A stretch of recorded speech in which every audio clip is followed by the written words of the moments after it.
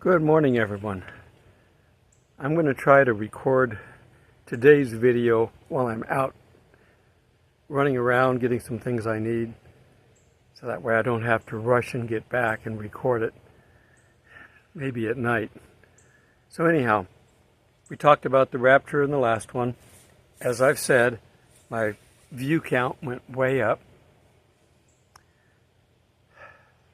I hate playing games with these things and put words in there. I could put Rapture in every title. Clickbait. Alright, I talk about it, but like I said in the video, the Rapture itself is very boring. It's what's going to go on around us and past us is the interesting part. Now, while we're waiting, how do we behave? What are we supposed to do? Let me see if I can get this down a little bit so I can sit back. There we go. We have to be good Christians while we're waiting. No wind. And I'm outside, but I'm not at my campsite. I think the campsite's just going to be windy. I forgot what it was like. It's one of our local residents going behind me, checking me out. So, turn with me to the book of James, and we're just going to go through the book of James. He's got some really good instructions, understanding that he focuses on the works as a Christian, not the works before a Christian. You can't get to heaven by works. But once you're a Christian, if you've been a Christian for a while, we should be able to look at you and see by what you're doing that you're a Christian. You shouldn't have to tell anybody. Now, eventually that may be a problem, but for now, it's okay. I'm still trying to get this adjusted. Whoop. There we go. That's better. Got to fill up the screen. Okay, so James chapter 1, verse 1. Greeting to the 12 tribes. Tells you who he's writing to. This is to the Jews. Now, we're adopted, so we can look at this letter. James, a bondservant of God and of the Lord Jesus Christ.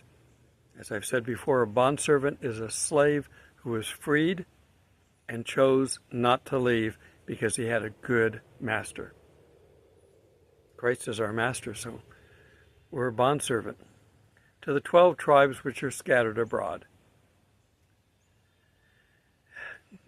Starts off, greetings.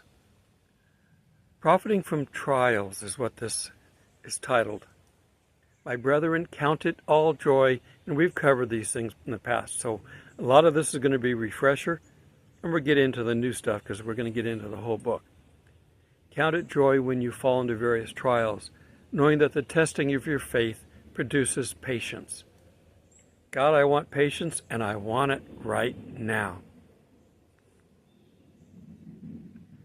But let patience have its perfect work. Don't rush it. For it to be able to be properly taught out, it takes a little bit of time.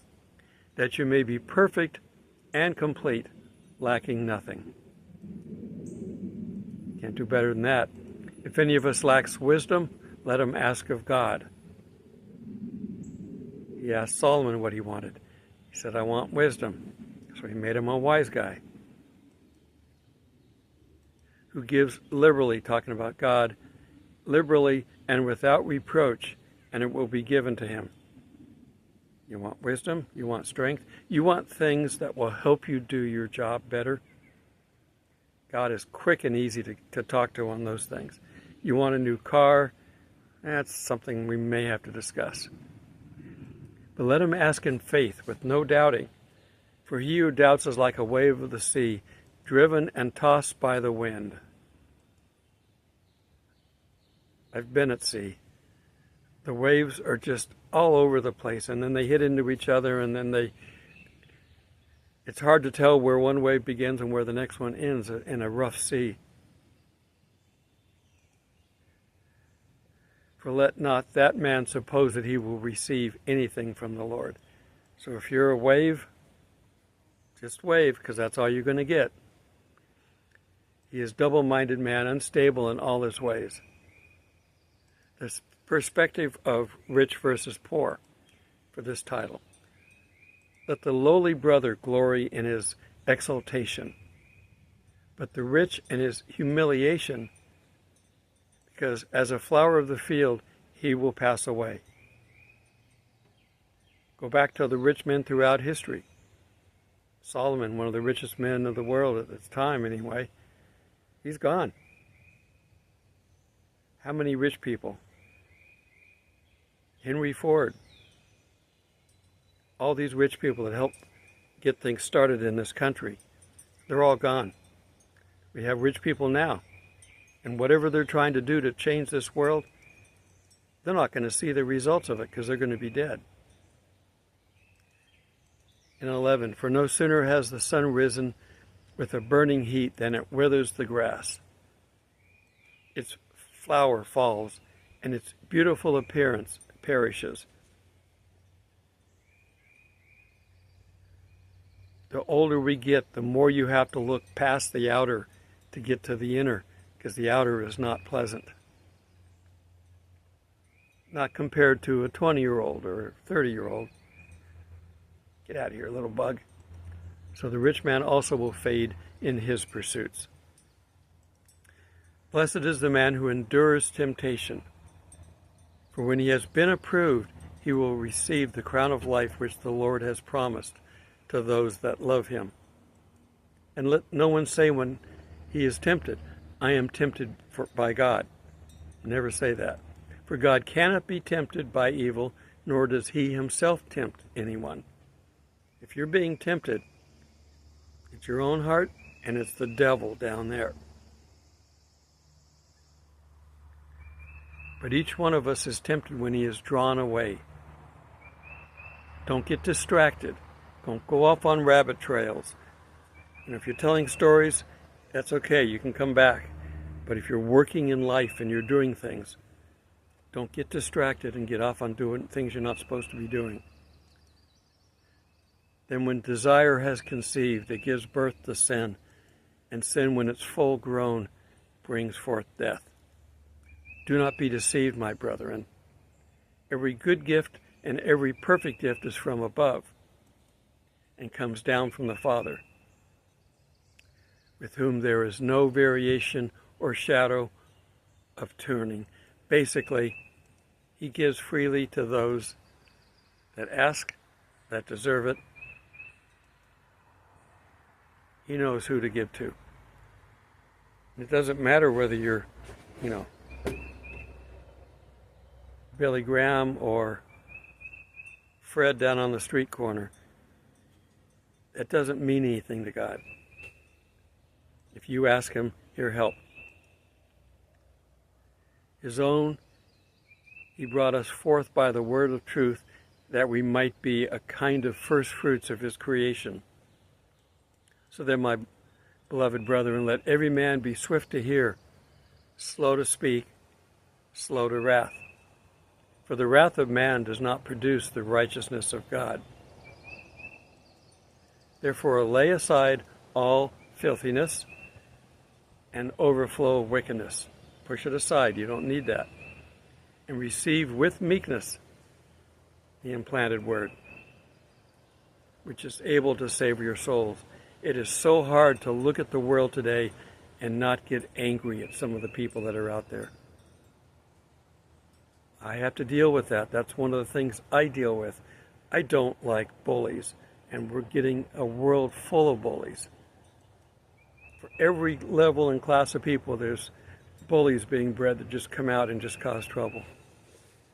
I don't like that. I have to hand that to Jesus all the time. Okay, Jesus, I can't deal with this individual. You deal with it. Help the people that are bullying to deal with it. It's hard. Verse 22, but be doers of the word, not hearers only, deceiving yourselves. For if anyone is a hearer of the word and not a doer, he is like a man observing his natural face in the mirror. For he observes himself, goes away, and immediately forgets what kind of man he was. If you just hear the word and walk away, and don't apply it, you won't remember it. Application is the best thing to do. Remember, in school they give you homework. You had to go apply what you learned.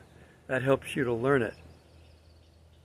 But he who looks into the perfect law of liberty and continues in it, and is not a forgetful hearer but a doer of the work, this one will be blessed in what he does.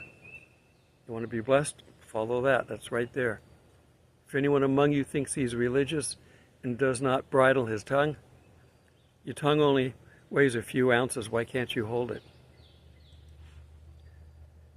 Doesn't bridle his tongue but deceives his own heart.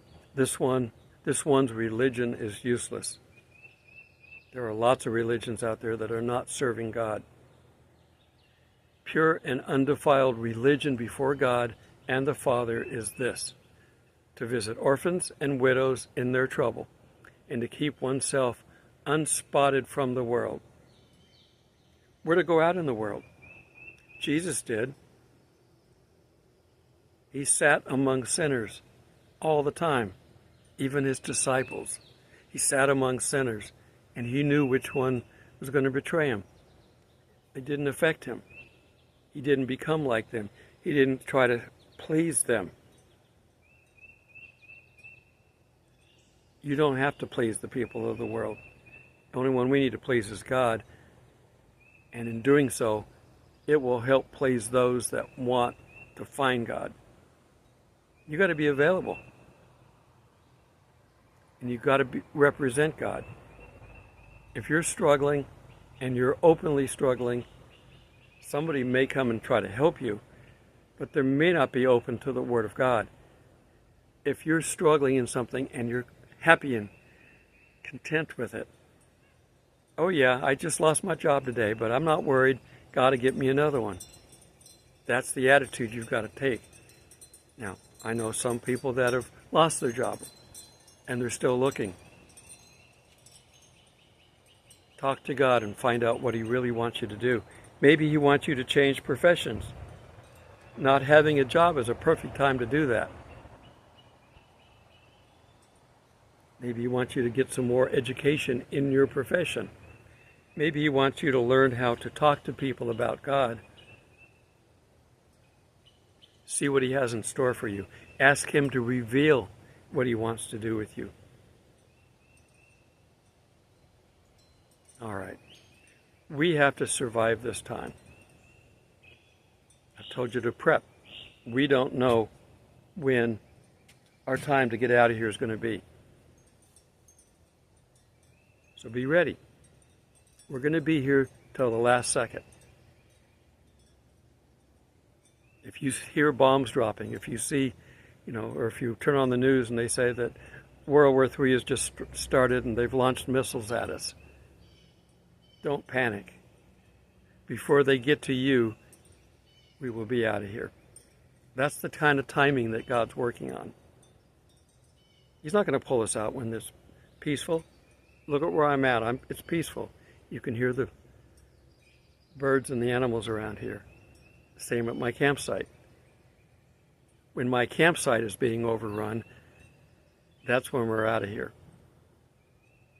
All right.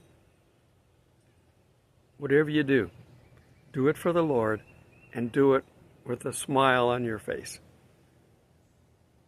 It doesn't matter whether you're shoveling manure.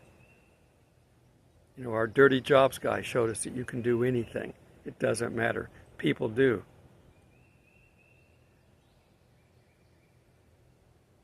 God will come and get us, and then we'll get to meet in the clouds. God bless.